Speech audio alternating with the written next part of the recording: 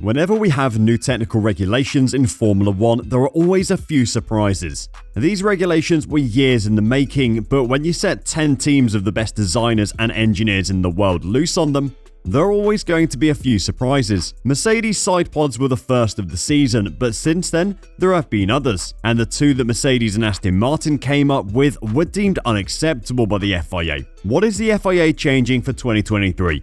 And what did Mercedes and Aston Martin do that was so bad? Let's check it out.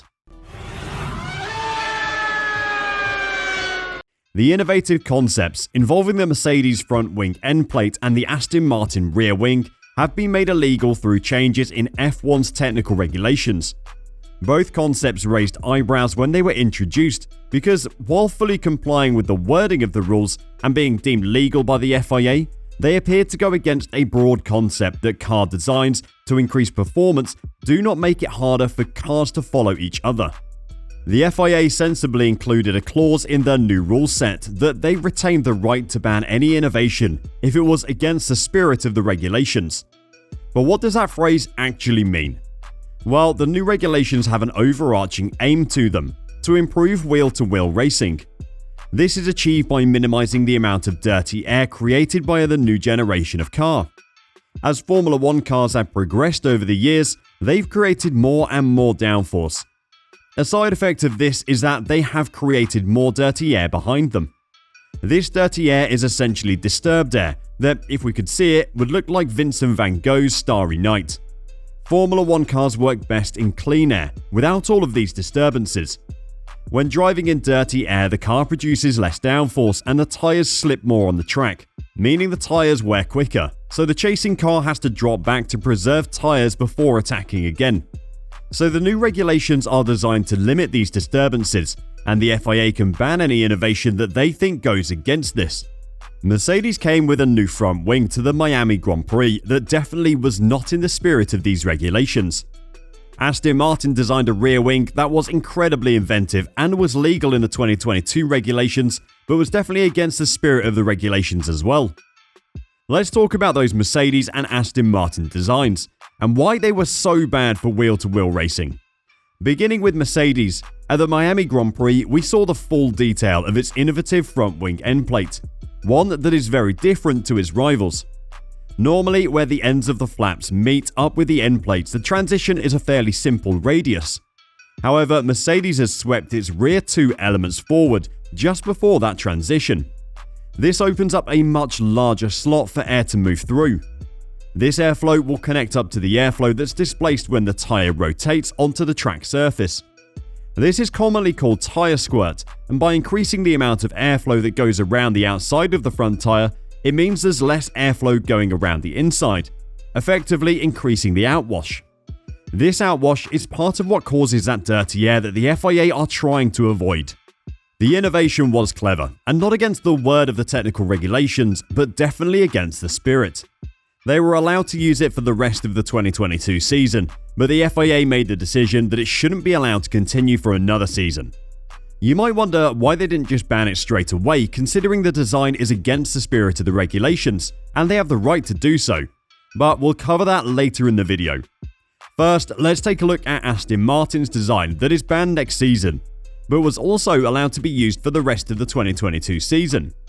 Introduced at the Hungarian Grand Prix, the rear wing resembled last season's rear wing more closely than the 2022 iterations. Billed as a game changer by Sky Sports pit lane reporter Ted Kravitz, he explained, "It catches more air. It stops the spillover of air from that rear wing main plate out to be lost or not worked by the rear wing to do any kind of downforce generation that we've seen on every other car. It stopped the outwash, stopped the spillover, and to regain a lot of the downforce they've lost since last year's rear wing." The assembly raised a few eyebrows in the pit lane as its design appeared to defeat one of the main objectives of the 2022 F1 regulations: to make cars easier to follow each other by limiting airflow disruption or dirty air off the rear wing. But the Aston Martin engineers exploited a loophole and interpreted the regs in a way that allows for the vertical extension of the end plate and its curvature, with more downforce the end result.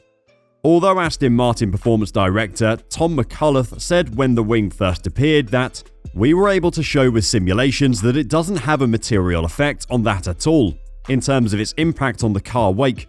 There are concerns that allowing these end plates to be adopted and refined by all teams would compromise the wake characteristics. So why were both the Mercedes and Aston Martin designs allowed to be used for the rest of 2022, when they were both deemed to be against the FIA regulations? The FIA's single-seated technical director, Nicolas Tombazis, said, "Obviously, this year they were both legal. The regulations have changed on both the front and the rear in different ways to stop those solutions."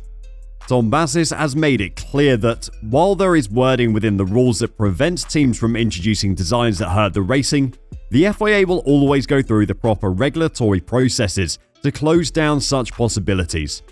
This means discussing it with teams and going through the F1 Commission and FIA's World Motorsport Council to make changes for subsequent seasons.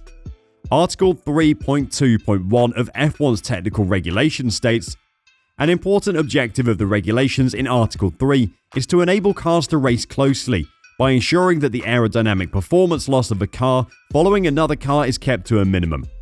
In order to verify whether this objective has been achieved, competitors may be required on request to supply the FIA with any relevant information." Asked if the changes for 2023 were prompted by concerns about the designs hurting the racing, Tombazis said, "Some of these things where we change the rules are in that category.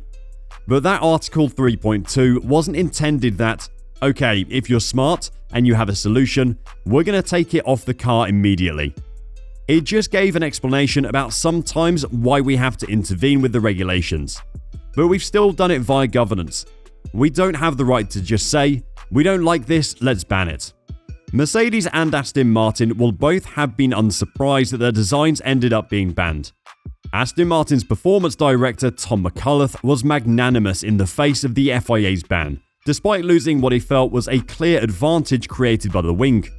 Conceding he understood why the FIA had made their decision, the Briton was nonetheless proud of his team for coming up with something novel when the FIA had done everything they could to eradicate grey areas in the rules. "I think what was nice this year is the fact that we came up with something novel and new, which was a very difficult interpretation of the rules that added performance to our car," he told the media. "It will be a blow to both teams' cars in 2023, and both will have to come up with new answers to the problems these designs have answered. What this does show is that there is room for inventive interpretation of the rules still, and hopefully we'll see more of these in 2023. Is the FIA right to ban these innovations? Let us know your thoughts on the ban in the comments below, and until next time, drive safe and bye for now.